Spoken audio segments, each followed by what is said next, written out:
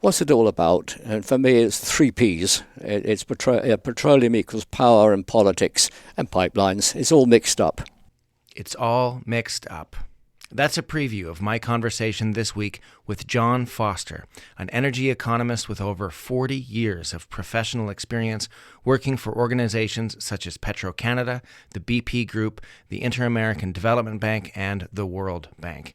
It's a fascinating discussion that gets underneath the headlines and asks what is going on with oil and world politics.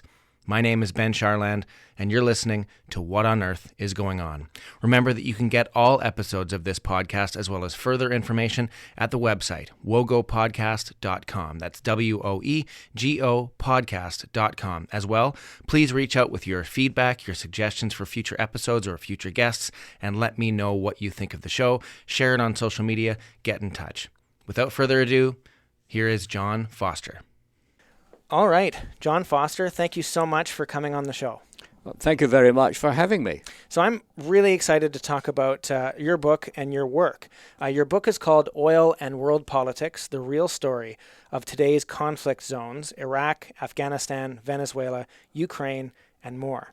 I did read it. It's a really fascinating book for a lot of different reasons.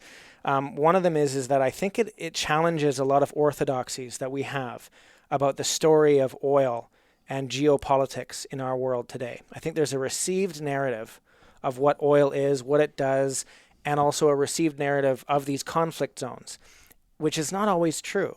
And I think you're very careful in your book about exploring and exploding some of the myths that we have as a general public when we read things. And there were times in the book where I felt like what you were doing was similar to what Noam Chomsky has done a lot in his career, which is to say, look, if you're reading the New York Times, you're getting one particular slice of the narrative. And there's a whole other series of puzzles out here, which is interesting because one thing you talk about in your book is how uncovering the geopolitics of oil in the world is a lot like doing a jigsaw puzzle or a crossword puzzle in The Guardian, a very complicated task of sorting out all of the different players and different schemes and different organizations that are really fighting for dominance or at least regional supremacy in the sphere of oil and the idea of power, politics, and petroleum. So that, for just those reasons alone, fascinated me in this book. But of course, the first question is going to go to you, so I'm not going to keep blabbing on. And it always is the same. John, when it comes to this book and to the way the world is right now, what on earth is going on? Well, the first thing I'd like to say is that that was quite a wonderful prologue you gave of putting it just the way I see things, and you got me on that. The other is your question. I thought, WOGO, what on earth is going on, is exactly what drove me to write the book. Exactly the point. Indeed, I would say, it started 5 years ago in the actual writing. Before that, I would shy away from writing a book. It's the last thing I wanted to do. It's a very painful thing, writing a book, or to me it is. Sure. I find writing a painful business. So why would I go in for that kind of masochism? Well, I think what on earth's going on as a question to me came about 2006, 2007, about that time, so a dozen years ago, when living here in Kingston, troops from the base in Kingston and from the air base at Trenton were going out to Afghanistan, and they weren't all coming back alive. So what was going on there? And to hear our politicians saying, it's all about sending girls to school, we have to be there to help Afghanistan become a good, working, democratic country, all these kind of things, or we must control the poppy trade, which is what my brother and sister-in-law in England believe. Right. Somehow it wasn't enough for me. I'm sure our troops were doing their best to do good things. But on the other hand, there they are, straight from Kingston or villages to the north, or from Newfoundland or wherever, and they're suddenly thrust into Kandahar. What on earth is it like for them there? And they find hill tribesmen who, to put it mildly, are not like them, resent their being there, and they're told so-and-so's an enemy, so-and-so's not an enemy, and they've got a gun in their hands. What do they do about that? And so what motivated me a bit is we all have our baggage from the past, and for me, coming out of England, and before I came to Canada, I had to do military service. For me, that was obligatory. For my younger brother, it was not. He got phased out. And that was in the days of the rundown of the British Empire, a very Right. quaint phrase to use today, but it was a reality at the time, with one country after another striving for all been given its independence, and with it went some nasty little wars, and we were involved in that. So Such as the Suez crisis. So I said to myself, the last thing I want to do is find myself in the jungles of Borneo or up there in Kenya. What the hell am I going to be doing there, and why? And so I had a deferment until I finished university, and then came the moment of truth. So I went into the Navy. And so I said, I'm going to go into the reserves, and that's a lot more fun. Besides, I'd learned how to tie knots in the Boy Scouts, so I thought this was a good place to be. And so it was. We were practicing finding submarines offshore at the English Channel until one day I was on leave and I was told to report to a landing craft in South Wales. In mothballs, and so 2 days later there I was, and 2 days later than that off we went to sea with the compass pointing northwest, but northeast. But in fact we were sailing due west. There were some problems. No kidding. And there we went for a refit in the port of Plymouth in England, and then 2 weeks later on our way to Malta. So. And then 3 months later than that, having thought we were going back after practicing, doing nothing, in landing exercises around Malta, we'd be going back to Britain for Christmas. But that wasn't the case. One day, instead, we were for one of the fourth major exercise. This armada of ships sailed east, and we kept sailing east. And then the nice bright dawn, we were opposite Port Said for these Suez landings. And I said to myself, what on earth's going on? What am I doing here? And so that's a question which I suppose I've asked myself often in life. And so what I did about this 10 years ago, what is going on in Afghanistan, I started to dig a bit. And my background, as you would know, but I'll just say, was that of being a petroleum economist. So what's that? I'd worked for 9 years with BP, the British Petroleum. I'd come after 7 years in their head office to Canada for 2 years to see how the work should really be done in an operating company, corporate planning, and go back to Britain, except I didn't. But instead I went with the World Bank and later became their petroleum economist there, and then with Petro-Canada. So always my interest is in life, going out to one country after another, about 30 of them or more, maybe 35, with a briefcase and a suitcase, as to say, what's going on here? There I am, I'm in Algeria, and there I am, I'm in Iran or Indonesia. Right. And I have to unravel on an economic mission the oil story of Venezuela. Right. How much money is going to go to the government? This is a big question for Alberta right now, isn't it? How much money might be there for the foreign exchange, for the balance of payments? These are tricky things to measure, and so I spent a lot of time measuring oil and following the money in that sense. And I thought, well, let's go. Now I'm retired. What's going on in Afghanistan? Could it be that there's money involved there? And let's follow the people. Let's follow the money, and let's follow the power. What could it be? And so I was chatting at home on the matter and said, there used to be a pipeline plan to go through Afghanistan that would bring natural gas from Central Asia, which is an absolute treasure house of natural gas, a place called Turkmenistan, on the border of Afghanistan. Nobody's heard of Turkmenistan, but there it is. It's got the world's fourth largest reserves of natural gas, much more than Canada. The plan was, and is, to bring the gas down in a pipeline through Afghanistan, through Kandahar, through Helmand, where the British were, and into Pakistan, where the drones are, and then to India. Mm-hmm. So economically and diplomatically, it would link these countries together down that route. So Central Asia and South Asia. And that was a major goal in U.S. Foreign policy. You may say, why? But of course, it's about power. Right. And this is the game. Rather than that gas, which is a physical manifestation of it being money, when you sell it, going north through Russia to Europe, which is where it used to go, Right. or east to China. Well, and this is sort of a recurring theme in your book, that the reason why a country wants to have, say, a pipeline built is not almost never because they want to directly make money off of that pipeline or from this oil supply. Almost never. There are some cases where you have a country that's nationalized its oil and gas and therefore makes direct money from their exports or use of natural gas or oil or petroleum.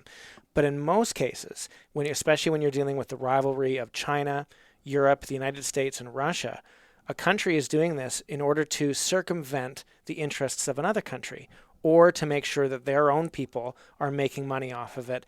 And that's part of why the invasion of Iraq occurred. And Dick Cheney really wouldn't even lie about this anymore. He would say, yeah, I mean, we wanted to have our companies involved in the oil sector and the gas sector in Iraq. There's really no question of that.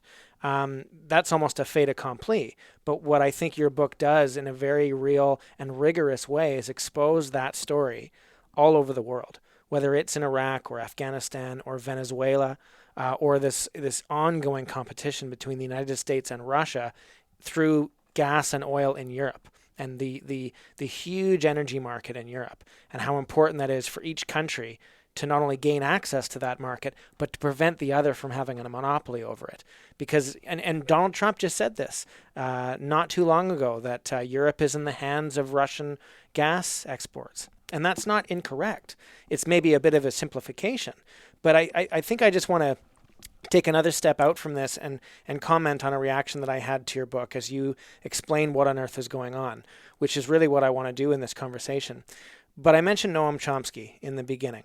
One thing that Noam Chomsky said many, many times throughout his career is that if you want to understand what's really going on, read the Wall Street Journal.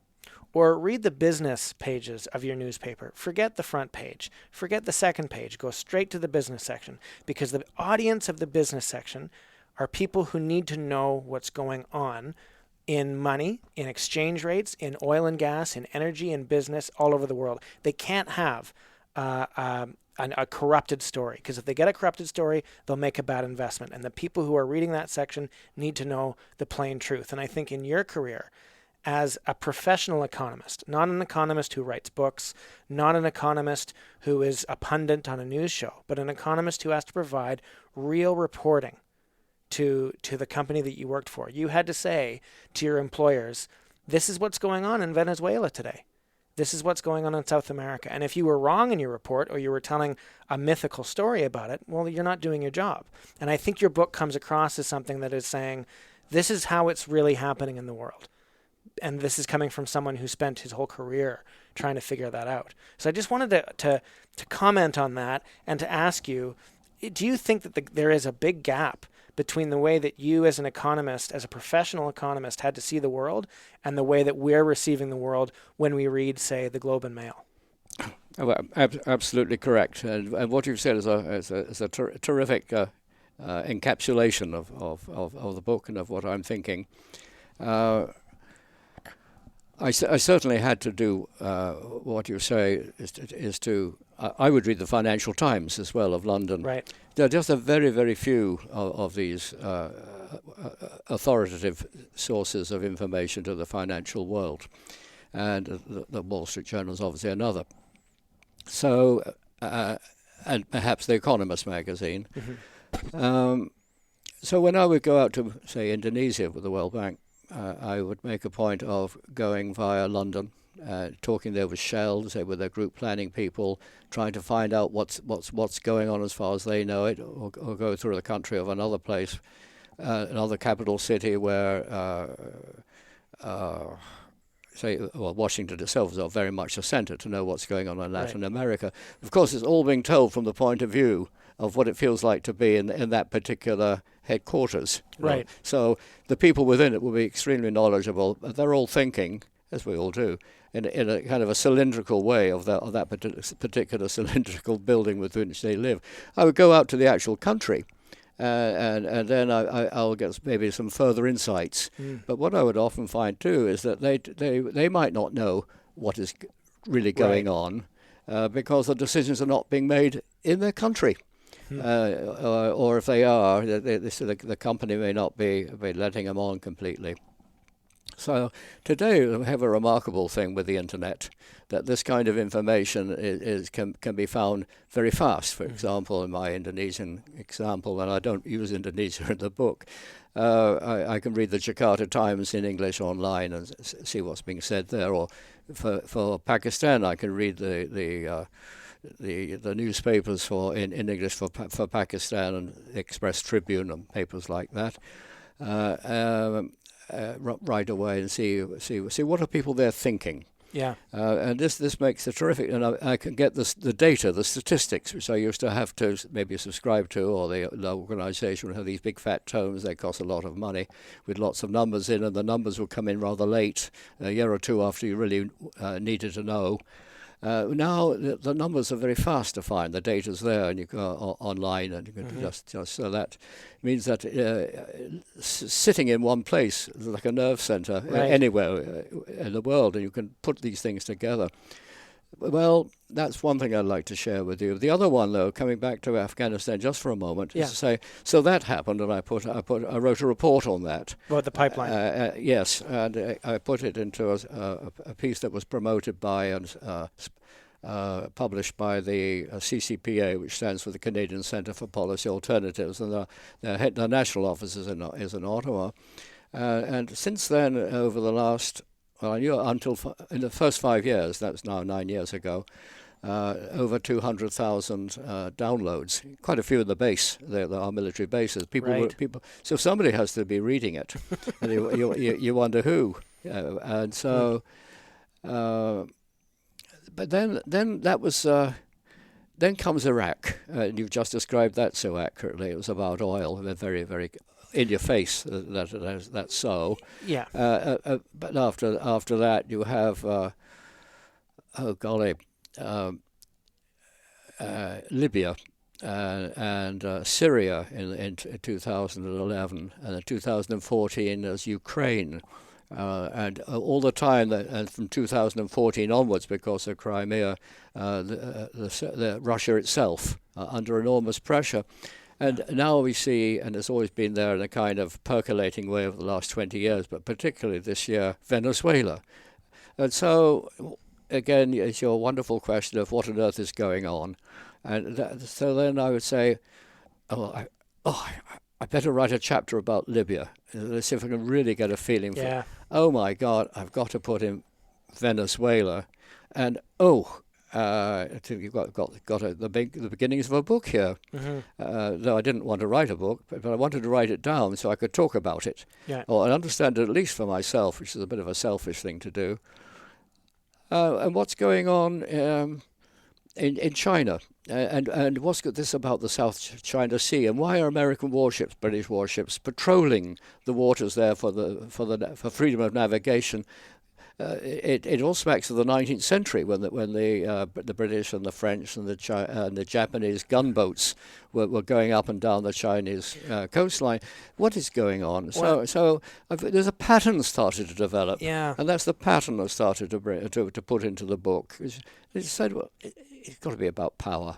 Right, and it's interesting when you talk about the 19th century, when these same things were going on, not about oil and gas in the 19th century. There were different things that were happening, but there was a much more naked display of power when a great power wanted something. So there was really no question in anyone's mind that there was an imperial competition between France, the UK, Russia, Japan, Germany as an ascendant power at the time, and to some extent the United States.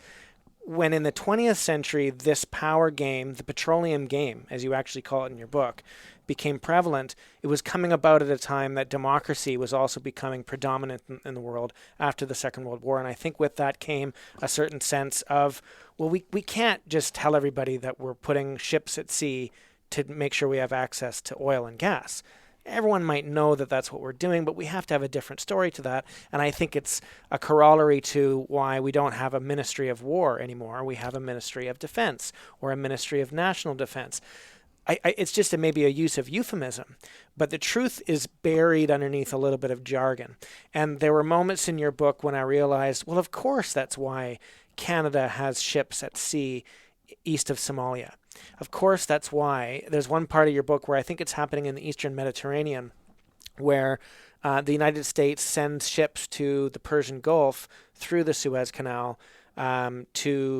in advance of a major oil company about to do some kind of exploration. I'm not explaining that perfectly right, but essentially the United States government and military know what their companies are doing and put actual resources in place to protect those companies in international waters. Now, some people might be listening to this and say, well, of course they do, obviously. Well, if they do, why isn't this imperial competition front page news every day? We seem to be telling different stories about these particular conflict zones, whether it's Ukraine or Iraq or Afghanistan or so on. And I think that we sometimes try to convince ourselves that there are other motives at play, and maybe there are. I'm sure that a lot of people in Canada wanted Canadian troops in Afghanistan to do a lot of different things that had nothing to do with the pipeline. Many of the troops didn't want to have and didn't know about this pipeline that was perhaps being constructed. And what was so interesting to me was how you were personally involved in the Suez Canal operation, in the Suez crisis in 1956, was it? That's correct. And you, at the time, were asking yourself, what on earth is going on? Because nobody was telling you. They just said to you at the time, okay, time to go. Get on the ship and we're going to go east in the Mediterranean, and we'll tell you your orders when we're ready to tell them to you. And I think there are times when we as citizens feel somewhat similar to you as a sailor did back in 1956. I have to say, as sailors at that time, we were just pawns of the game. Right. And the same is true today. So, but again, two things that come from what you've said I'd like to think about. One is the naked power of the 19th century was very visible, and the imperial powers of that time were quite open about it. Right. Because we did good things. Well, and war was glorified itself. And all that. Mm-hmm. I think what's become clear from... So I've said how difficult the book was to write because you think you've got a draft and then, oops, something else happens. Mm-hmm. Well, one of the big oops was, of course, the election of President Trump. And so for a few months I was trying to see what he said and what's going on and what does that mean about Russia and the United States. What's for real there? One thing for real, obviously, was that Russia was a highly useful bête noire for NATO, for the whole military-industrial complex. You need an enemy, so highly useful. So then now with Trump, I think this thing of naked power is again in your face, and Canada saw this in the NAFTA negotiations in a vaguely more gentle way, but there's nothing polite about it. No, it was very clear that the United States wanted more from the deal. And there are two kinds of interference, I like to say. They have the same effect. One is actually war, or it may be a polite word, as you said. There are euphemisms like mission and interventions. So you have these ways of playing down what's going on. And the other one is economic warfare, which you have sanctions. And what we've seen with sanctions, and Canada plays that game with Syria, with Venezuela, with Russia. And you say, again, your wonderful show's name, what on earth's going on there? They're too really a form of economic warfare, and so they're interventions in their own right. It's not a minor thing. So we're very, very conscious, I think, of the power of the Pentagon, for example, the defense establishments, which used to be called the War Departments. But we also have the U.S. Treasury and all that, which is the control over world money, which so much controls what's going on. So, for example, in the case of Iran today, well, since since Sunday, we have the U.S. having broken out earlier this year from the nuclear deal, the other partners to that deal still being in place, leaving them with a hell of a problem of how to keep going with that deal. And the question of if Iran should be at all interested yes. in not continuing with nuclear weapons now that this deal has essentially been broken. Again, the question being, were they pursuing nuclear weapons in the first place? Right, and you do actually challenge that orthodoxy in your book. Yeah. Well, there are those who do challenge it very strongly, investigative journalists like Gavin Porter in the States. The Manufactured Crisis is the book, right? Yeah, right on. The book is very powerful. I'm convinced that it was a manufactured crisis, a very useful one from a Western point of view, with a view to basically neutralizing Iran as a regional power. It's not working. So now we see as a financial weaponry coming to place since Monday, when the United States has put a sanction on any export of oil out of Iran, except for certain exceptions, which have now been allowed by them. Right, waivers, right? Yeah, waivers. It's no better than that. And how to finance the oil. So these oil transactions have been handled traditionally worldwide through the so-called SWIFT financing mechanism, which is based in Belgium. It's an international thing.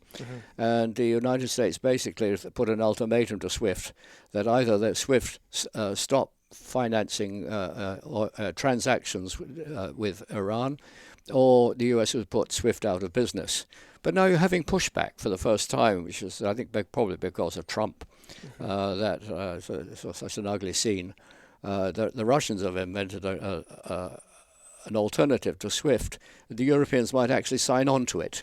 Right. They themselves are putting their own financial mechanism into place, provided they can provided it has credibility and the companies don't basically flee, not believing in the Europeans' ability to push back. Well, it's interesting. One of the things that has come to fruition under Trump is that you mentioned earlier that Russia is a famous bête noire for the United States, an enemy, whether it's manufactured or otherwise, something that we can point to and say, hey, we need to raise money, we need you to be patriotic in order to combat this foe. Because in the absence of that, well, we just all seem to kind of get loose, and the military-industrial complex doesn't have anything to work toward. I think that in many European countries, in Canada, all over the world, there's a new bête noire in Trump himself. And I think it's actually a grave danger to American foreign policy to have someone who is internationally so reviled that it's pretty easy to whip up your population and say it's time to resist this. Whether you're a Western European country, you're Russia, you're China, Australia, Canada, wherever, it's pretty easy to say it's time for us to push back against American power. Whereas under almost any other president, that would be a lot more difficult to do, because there was still something about the American dream that idealistically or ideologically we can all seem to want to get behind. I have a couple of macro questions for you about this whole issue. Not macroeconomics, or maybe they are, but macro as in the bigger picture. The first one is just about oil and gas.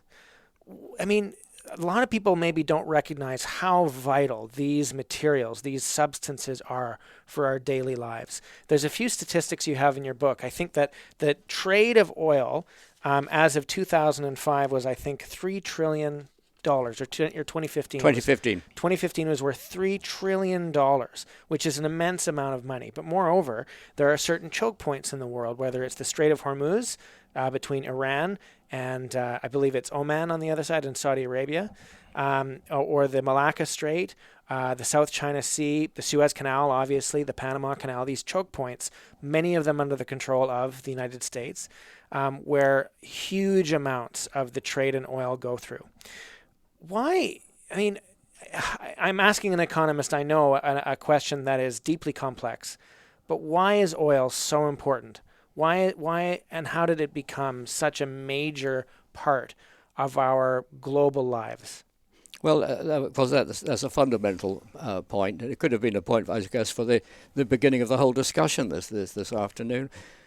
But oil is absolutely vital to modern economies, and is the driver. Without oil, countries come to a standstill economically. After all, that's the idea right now of the sanctions on Iran and on Venezuela, with a view to hoping for an uprising and regime change. So to control access, to have a secure access to the oil and to the gas now, which is they're all hydrocarbons, they're all petroleum, is vital to countries. So that's I would say is the beginning premise to the game. And just that's only about 100 years old, that the world has been so reliant on petroleum. Is that right? Yes. Well, anecdotally, earlier this year, my wife and I made a trip to southwest Ontario. We were down in Sarnia, and we said, "Oh, let's go and have a look at Petrolia." This lovely smaller town. It was based upon the oil wealth from the 19th century. And then from there we went to the Oil Springs Museum and to another oil field, which had been opened up in about 1865. And you know that's the oldest oil well in North America, by 2 years older than the one at Titusville in Pennsylvania. And the oil from those fields is still being pumped into road tank wagons and taken down to Sarnia. So yes, oil goes back a long time. People from Petrolia went around the world with their skills in the 19th century to Sumatra, to Peru, to Romania, to Persia, which is now modern Iran, working with the companies of that time, including companies like Shell and BP under different names, to open up the oil. So oil goes back, I suppose, to certainly to World War One. Very much during World War One, horses started to give way to tanks, right. And that was a big deal. And then I forget the exact year to say to you, but roughly in 1908, the decision was taken in Britain to switch the Royal Navy over from coal to oil.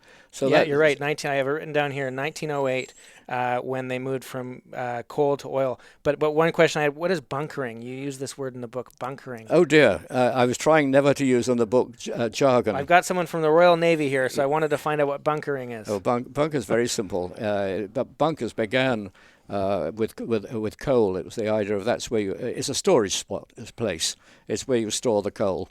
Right. I think at my home in London we talked about the bunkers. The bunker was where you put the coal down, and so once coal went, and oil goes in, the term bunker was kept, and the verb to bunker.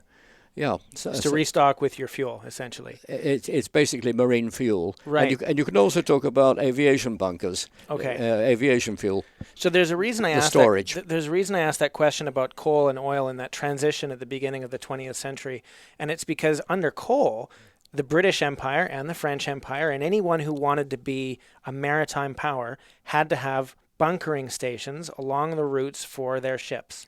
So they you had to be able to refill your ship with coal in order to continue to move forward. So if you wanted to be a maritime power, let's say you're Great Britain, circa 1880, and you obviously have an empire that rules. The sun never sets on the British Empire in 1880. India, South Africa, Canada, Britain itself, Australia. But you need to get between those places with ships. And you needed coal to do it because sails by this time were obsolete. So you needed stations along the way. And the only way to do that were to have stations in other countries. So this is not oil and coal politics that we're talking about today. This is this is not coal and world politics. This is oil and world politics. The reason I bring up coal is because that's just a predecessor to what oil is today in a much, much larger and grander sense. But it's important to understand that in the same way the British Navy needed coal bunkering stations back in the 19th century, major navies today and major maritime powers, whether they're corporations or countries, need to have access to countries all over the world. Even in Somalia, a country that barely has the idea of a country, let alone a government, as part of it. And so that is really critical, I think, to understanding the scheme that we're looking at when we look at a map of the world. That countries don't just exist amongst themselves. They're not just isolated islands. They must interact. And if you don't protect your trade is vulnerable to not just piracy, but to other countries essentially taking it over, which is, again, these choke points coming back into play. And I think there's something about the 19th century with these coal bunkering stations that is so, it sounds quaint, but it's actually kind of instructive as to the role that oil plays today in an invisible way, but it plays it nonetheless. And I just wanted to ask, when we talk about this, I mean, earlier I asked you, is there a gap between the real story and what we read in the Globe and Mail? Do you think that gap is getting wider with the advent of the internet and social media, or do you think it's getting shorter? Do you think we're becoming more knowledgeable about what's actually going on, or do you think that we're actually more ignorant than we ever were before? Well, that's quite a hybrid to address. First of all, regarding the 19th century, that's absolutely right. I'm recalling in my earlier time before I came to Canada, when my boss was saying to me, "You need international experience. You're working for an international company. We could offer you Aden, which is now Yemen." You might say, God, the last place I want to go to is Yemen. But Aden was very important at that time, as initially, from as you were saying, it was a coal bunkering port for all the shipping going through the Suez Canal after it had been built. These ships, they use up coal at a hell of a rate. Mm-hmm. Where are they going to get their next amount of coal and water in order to keep steaming across to Australia or to China or to India? So Aden became extremely important from that point of view very early on. But of course, what we call Yemen is a kind of an artificial construct. There was this little port, and behind it was the hinterland, with quite different tribally, no wish to be controlled, and the British didn't try.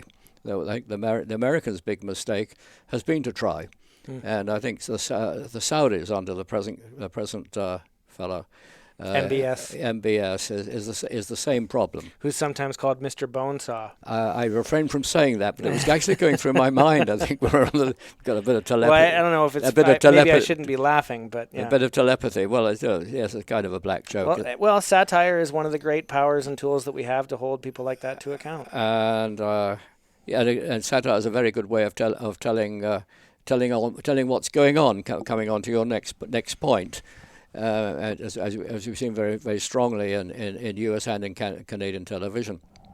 So, I think with the power of the internet, coming back to that, it does enable one to get to other sources, to get to source documents, provided they're in the public domain. I'm not talking of the hackers. And to get a feeling for what it is like to be in somebody else's footsteps. Same world, but different perspective. When you live somewhere else, it feels different. That was the whole point for this old oil company of mine of saying go to Aden, or go, and then later, thank goodness, go to Canada, and it feels different in somebody else's footsteps. The whole thing. Pause for a thought on the use of words, which I think is another thing you've raised. Mm-hmm. The newspapers and the media. Mm-hmm. I think with the consolidation of the press in Canada, in Britain, in the United States, maybe elsewhere, has become a very, very dangerous thing. And of course, the consolidation between different forms of media, so with television and radio and the written word, and when they're all owned so closely in a little group, you have not only the lack of competition, but you're losing access in the mainline press to different views. And I won't go down to individual ownership in saying that, but it then bothers me that their newsrooms are so stripped down. for budgetary reasons, and the press is obviously going through a very, very difficult time. That they are reliant upon the major news agencies, whether it's Reuters or AP or CP, the French with their AFP, these kind of initials. And so what they put out is then blazoned out across continents. But they in turn don't want to offend, and they're not offending. They don't want to offend when it comes to foreign affairs. They don't want to offend their governments. I want to take this tangent just for a moment, because you just said something very interesting, that the major media, the major mainstream media, seems to be consolidating. And I think that's true. But at the same time, what a lot of people are arguing is happening is actually a complete and crazy fragmentation of media sources, so that most people are getting their media from their Facebook feed, which is a composite of pretty much any blogger and news source that you can imagine. There's only a few mainstream sources of that, but most people are no longer getting their sources of news or information from the mainstream. So while you have the mainstream consolidating, you also have this incredible fragmentation of information sources. So I mean, these two things are happening all at once, I guess, is the truth. So I wanted to mention that, first of all, because I think part of what we're talking about here is information and the access to information. And your book is a sort of antidote to a lot of the mainstream narrative that we're getting from many sources. There's another macro question I had for you, though, that I wanted to make sure we tackled before we get to the end of the conversation, which is money. Now, you talk about money a lot, because essentially in your book you're saying that oil and gas equals money. That's really what it is. If it didn't equal money, it wouldn't equal anything, and we wouldn't be talking about it. But one thing you talk about with money is exchange rates. And you talk about why a country needs to be importing or exporting oil and gas in a certain way is to get a hold of a certain amount of U.S. currency, of the U.S. dollar, this major petro currency, as you call it, the petrodollar. And it struck me as just a concept that, as a layperson, I kind of understand, but I don't think I understand completely. Why is it so important for a country like Venezuela or Yemen, or just pick a country off the map, to have an influx of American dollars? Why is that so important? Yes. Again, you talk about the layman or laywoman. There are also different species of economists. So this is very much like kind of a Bank of Canada thing for the financial economists. I'll have a go at what I understand, and it's the way I put it into the book. A very simple way of putting it. Before World War II, the world's trade was very much conducted in the pound sterling. It was a sterling world. In the French speaking was what was then called the French Empire, no doubt the franc, but very very much the pound. The pound was a lot more dominant than the US dollar.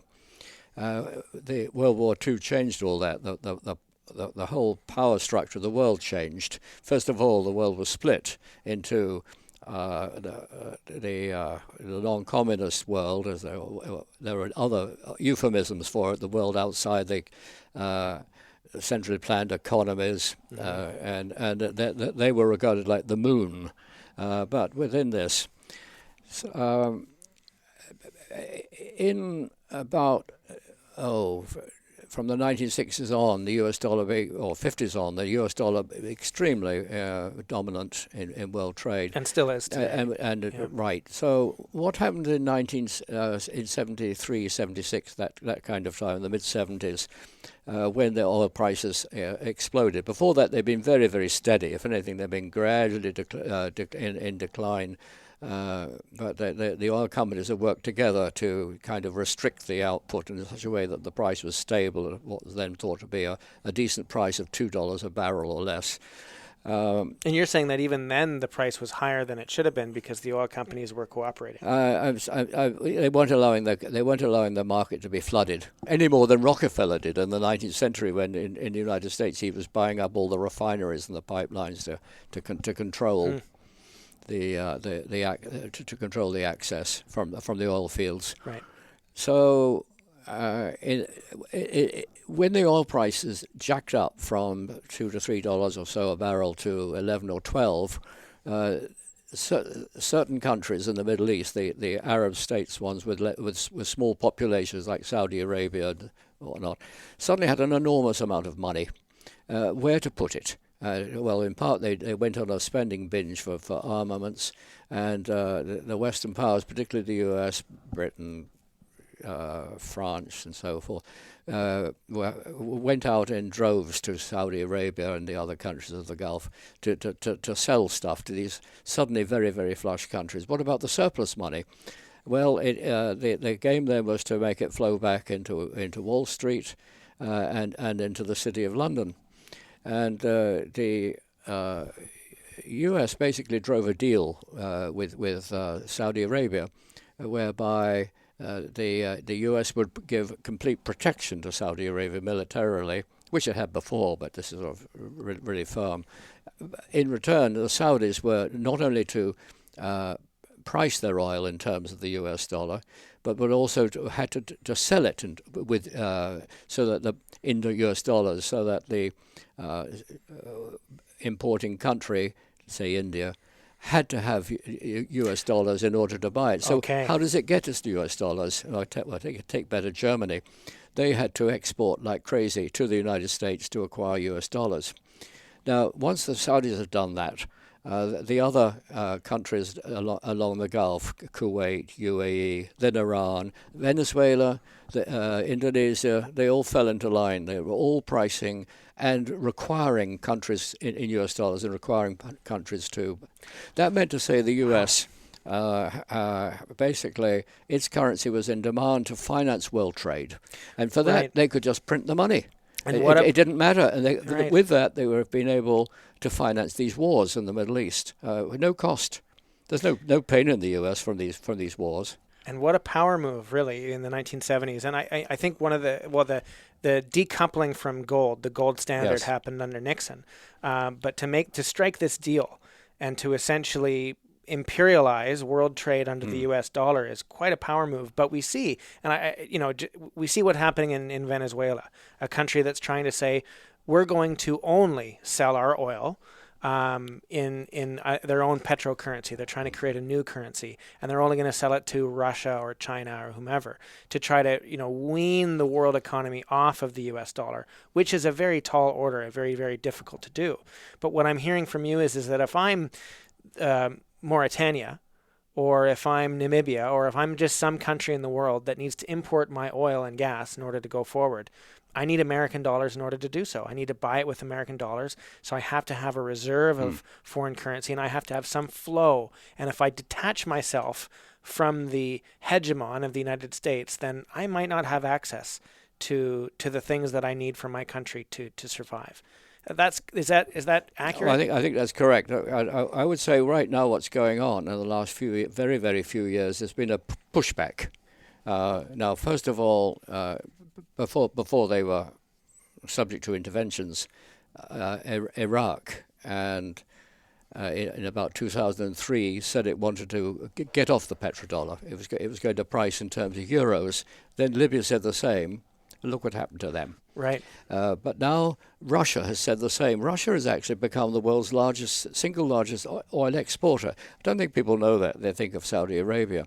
But so Russia now accepts a payment in rubles and in what it sells to the Chinese, which is the biggest. Russia's the biggest source of oil into China now. The Chinese will pay in yuan, and the Russians can switch that into gold, right? Or they'll pay in rubles. And they're doing the same with Iran is now doing the same. Right. Venezuela's doing this. Turkey's buying its oil in euros or local currency. Pakistan. So there's a movement going that way to circumvent the right. US Now dollar. It's not enough yet to challenge the petrodollar, I don't think, but it's certainly it is a challenge.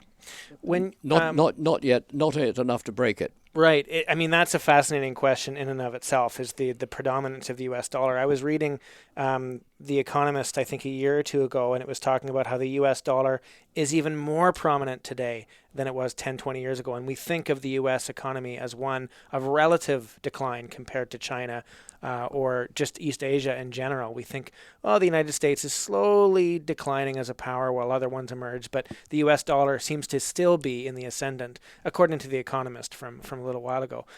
One final question for you, which is a big question, but still I think the last one that we have time for, because we've done a lot of heavy lifting, I think, in this conversation, and I appreciate that, is about the fracking revolution. And I think that to contextualize this, Stephen Harper, when he was Prime Minister of Canada, said that Canada is going to be an energy superpower, which seems a bit quaint and ridiculous when you think of a true energy superpower like Saudi Arabia or Russia, which has truly become an energy superpower since the Cold War. And even now, the United States, which has become an energy superpower, no longer a price taker for oil and gas, but a price maker. And this is all the result of fracking. And what's so remarkable about this story is that it happened almost entirely under the 8-year term of President Obama. And I don't mean to say that this was Obama's thing. I mean, of course, every president, I think, since Nixon has talked about energy security and not having to rely on Middle Eastern sources of gas and oil. But under Obama, the fracking revolution really kicked off, and this was mostly due to technological innovation and how the United States is now close to becoming, if not completely self-sufficient, but one of the top exporters or producers of oil and gas as a result of this technology. And it's a major shift in the economy. It's a major shift. It's part of the reason why we have a glut in the oil sector, I think, and why oil has been going on a bit of a roller coaster ride for the last 4 years. But you mentioned something in your book that I didn't know, which is that fracking, when you are fracking for oil and gas, is completely unsustainable. Now, one thing we haven't talked about in this conversation is climate change and the environmental impacts of oil and gas. And I wanted to avoid that to talk about the geopolitics, not because it's not important, but I didn't want to get down that tangent. I think that's a different conversation. But the fracking revolution is actually based on a very unsustainable method, because one statistic is that in your book, I think it's that every oil mill or every oil rig that's erected for fracking within a year loses 40% of its productivity. That's insane. That is completely unsustainable in a pure economic sense. So could you talk about this fracking revolution and what promise or what problems it holds in store? Yes. That is a fact, that to maintain productivity from these oil fields, you have to keep drilling and drilling and drilling new ones, new wells, because of the fall off of that nature. As I understand it, and as it's written up by geologists and production engineers, but this has been an extraordinary increase in the amount of oil produced in the United States in the last 10 years. 10 years ago, about 100,000 barrels a day from this particular method of production, and now it's about 5 million barrels a day. And the United States this year, it's said to be producing about 12 million, which would make it the world's largest producer of oil. And the same is going, of course, in Canada. We have the oil sands thing. In the United States, gas also has become a phenomenal amount of gas available, such that before the United States, which still does import, of course, big gas from Canada, but was also importing liquefied natural gas, LNG, in the form of from tankers from other countries like Trinidad. Now it's turning it the other way around. It's exporting them. So instead of regasification plants, it's now got gas liquefaction plants to turn gas into liquid they can put in these special ships, and then it's regasified at the other end. Very, very expensive amount of capital outlay, you can imagine. So what are they going to do with this gas? They see themselves as becoming, United States, the world's third largest exporter of LNG in the next 3 or so years, next to Qatar in the Middle East and Australia. So where's the major market? And it's Europe. Europe's got a highly developed natural gas market based upon the North Sea. And then, to a certain extent, from North Africa, Algeria and Libya, by pipelines into Europe, but also, of course, increasingly from Russia. And that began in the 1960s. And it's a very interesting phenomenon because Germany and Italy and France, particularly Germany, were looking to the Soviet Union and saying, we can do a deal with you. Yes, you're the Iron Curtain and all that, but you're becoming post-Stalin. We can provide the pipelines. You can provide the oil and the gas, both these things, and into Europe. And the Americans at that time were horrified. One of my things I did in BP was to monitor it. What does this mean for oil companies who bring in their oil from the Middle East to have this stuff now coming in from a rival place, Russia? And we've already had oil coming in from Libya, and that was bad enough. Now from Russia. Well, it worked out fine. What happens is they say it takes two to tango. You have a willing seller, you have a willing buyer, and they both want basically stability to do their thing and to do their trade. And it was not a threat to to energy security, though the NATO and the Pentagon stress it immensely. Where did this gas come through? Which parts of the Soviet Union? Above all, Ukraine. And so when the Soviet Union broke up and Ukraine became increasingly, I would say, edgy vis-a-vis Russia, and then since dare I use the word coup in 2014, distinctly hostile to Russia from a Russian point of view, this was a threat to its national economy because I don't know how many people know this, but Russia is a petrostate. Its major source of oil revenue for the government is oil and gas exports, and likewise for the balance of payments. It depends upon it, and so it's an existence. I can't get my word around that. It's a threat to its very existence. Existential threat. Yeah. Got it. Yeah. To have its gas going through a hostile country, and so it's been building lines to the north and the south. Right. Now it's the United States wants to get in its natural gas through in a liquid form into then regasify into Europe. Right. So you're now having a trade clash right. Going on. That's a chapter in the book, which is a tale in its own right. Well, and it also partially explains why Russia and China made such a huge deal. A deal yes. of trading energy and Russia supplying China with energy, which is so dependent on these choke points in Southeastern Asia. So if I'm allowed to wrap up a thought in my mind as a result of that. So it comes back to a comment you made much earlier, that the world of oil and gas has to be seen as a whole. And the reason for that is that 2/3 of the world's oil, which we may not realize in Canada because it's a continent, but flows by tanker. Mm-hmm. It goes by sea, and 10% of the world's gas goes into tanker as well. And so the world connects. And it also connects regionally through vast pipeline networks.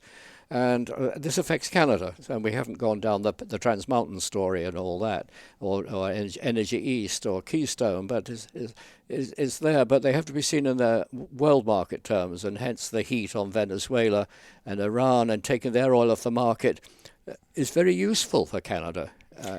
Right. Dare I say it to you, because it improves the price of oil, and it takes their oil out of the American market and helps Canada's oil come in. Well, one thing that you learn from reading your book is that Venezuela's oil is very similar to the oil sands bitumen oil. Yes. And as a result, the refineries that are required to process that oil are very, very similar. And so if those refineries aren't getting Venezuelan oil, they're going to be much more open to bitumen oil from Alberta. And these are very, very specialized refineries, and that kind of equipment is very expensive, and it doesn't exist in China, it doesn't exist in Europe. Right, so who are we going to which is a real problem for Trans Mountain for the future. So, right. So my thought then finally is, what's it all about? And for me, it's 3 Ps. It's petroleum equals power and politics and pipelines. It's all mixed up. Yeah, it's a fascinating concept, and I think that one thing you can do while you're reading this book or after you've finished reading it is just say, okay, now that I understand or have some understanding of what's happening in Ukraine, Iraq, Libya, Afghanistan, wherever, and just the oil politics and the business of oil, just put a simple overlay of the current story being told in the Globe and Mail or the New York Times or the Guardian newspaper of what's happening, what's the story, and try to imagine that it doesn't have to do with the geopolitics of oil. There's almost nothing that doesn't link to it, and it is absolutely fascinating. So, John, thank you so much for taking the time. This has been a wonderful conversation. Well, thank you. I can't thank you enough. That's the show.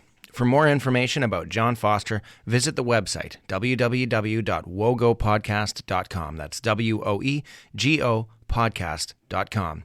Your quote of the week is from John Foster and his book, Oil and World Politics. Here goes. In a world focused on sound bites and crises, the big picture is often obscured. Next week, we've got the photographer, educator, entrepreneur, and social media influencer all in one, Claire Bouvier of Kingston, Ontario, to ask, as we always do, what on earth is going on? Thanks for listening.